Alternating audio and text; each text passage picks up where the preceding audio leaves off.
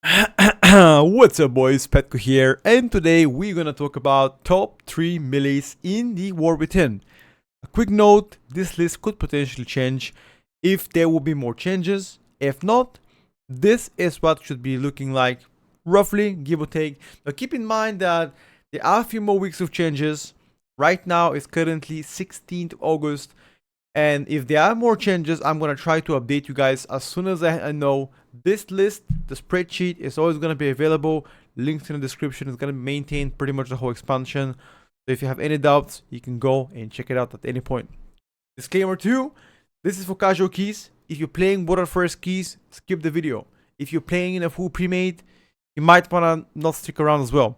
Trying to target casual players, slightly above casual, slightly above average, lower kind of high level keys, not really Water First keys. So yeah, so keep that in mind. Okay, let's begin. First recommendation, I believe currently the best melee hands down is gonna be Frost Decay. Currently, I'll explain why. Frost Decay has one of the, if not the strongest burst across all melee specs right now. Incredibly good single target while having cooldowns. Even better AoE. Very durable, which means you hardly can ever die unless you really fuck up. Good mob control, grips, binding sleep, stun, right? All of this can have a mob control. And last thing is, it's quite fun to play, right? It's nice, cool interactions. Visually, it's pleasant to play.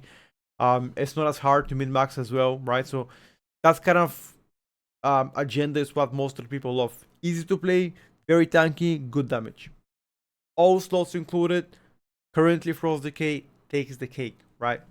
Honorable mention to its sibling spec and Holy, slightly behind Frost Decay. A lot more preparation, slightly harder to play. Things to keep in mind is cooldown management, etc. So it's much more considerate playing on Holy. Likely a pickup that you want to focus on rating. For now, Frost Decay is better until further changes. A lot of people, for example, will see here Asaro Rogue is placed slightly higher than Frost Decay. Asaro Rogue is going to be my second recommendation. I'm going to tell you why. Even though Asa might do more damage the higher the key goes, that is not the case for lower level keys or like mid level keys where they don't have as quick of a burst as Frost Decay does. It takes a little bit more time for you to quote unquote set up your damage. Hence why I don't want to recommend Asa's as a first pickup. There are few bugs that exist that inflate Asa's damage currently.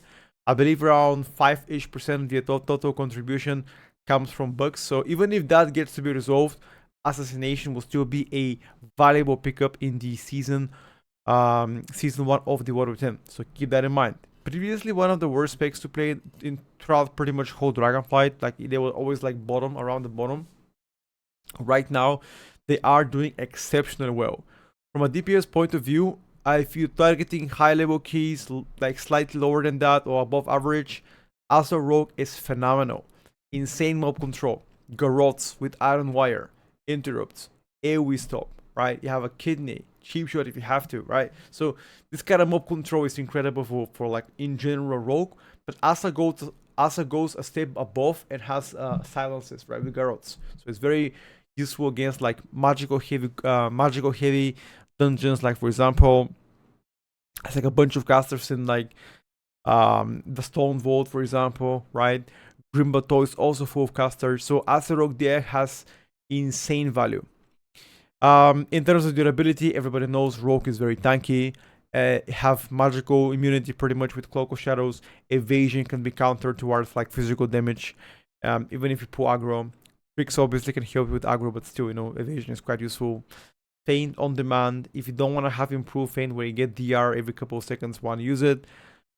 Cheat dead could also be an option, although a lot of players don't like to play cheat dead. But, all of this can be included.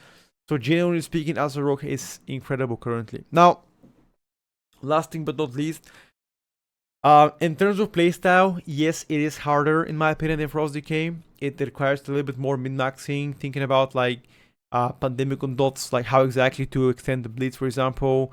Think about for the next pull, whether or not to keep, for example, Vanish for like offensive or defensive cooldown.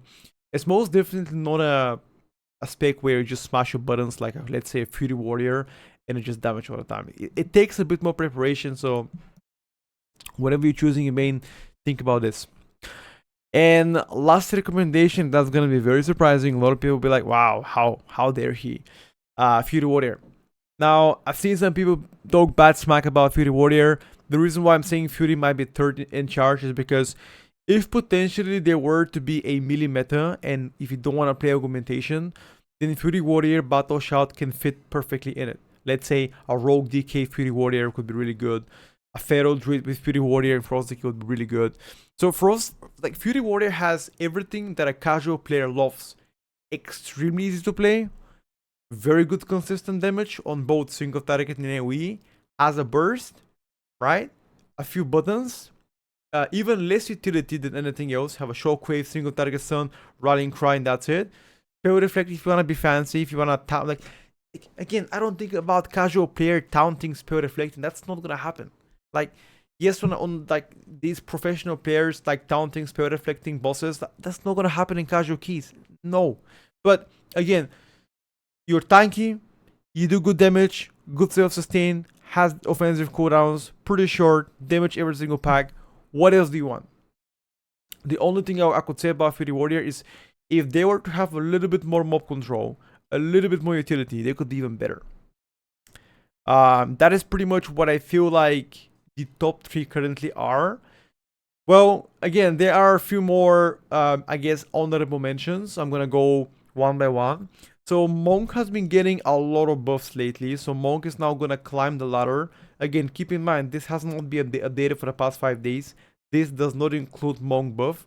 After the Monk buff, they're gonna be probably around this area here, where Havoc DH is. One of the most fun specs to play Windwalker.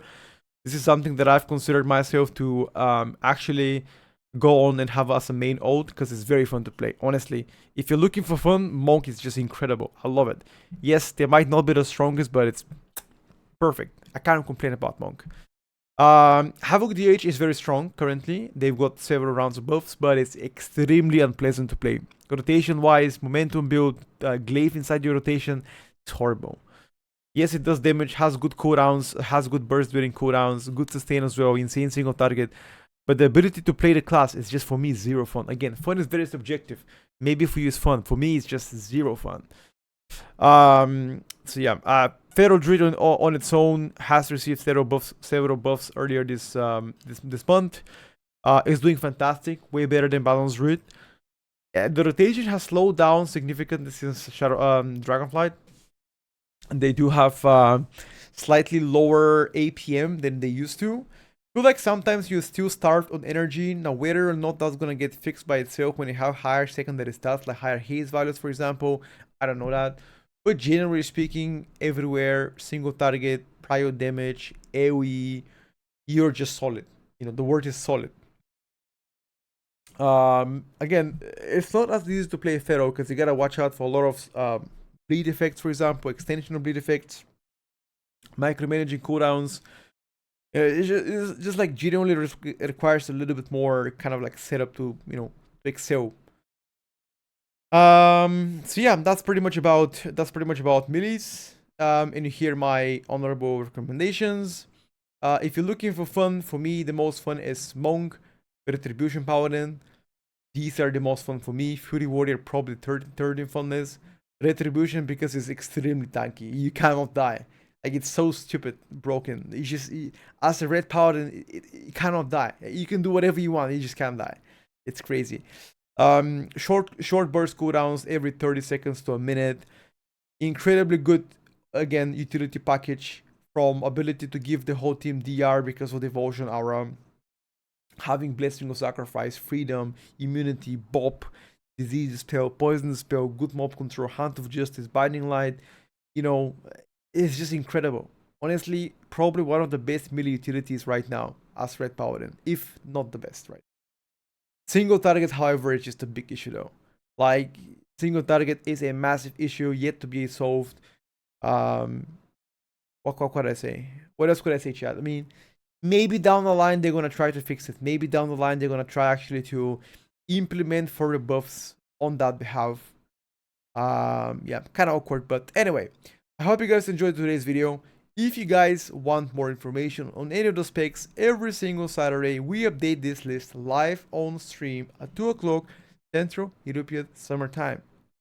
Not a tier list, it's my table that I'm gonna choose my oath based on all of the scores here. Right now, for me, Monk is winning because of how fun it is. My next in line is gonna be Frost Decay because it's extremely powerful. So yeah, one of those two I'm gonna look for and keep on playing. But I hope you guys enjoyed the video. Peace out, have a good one, and once again, see you next time.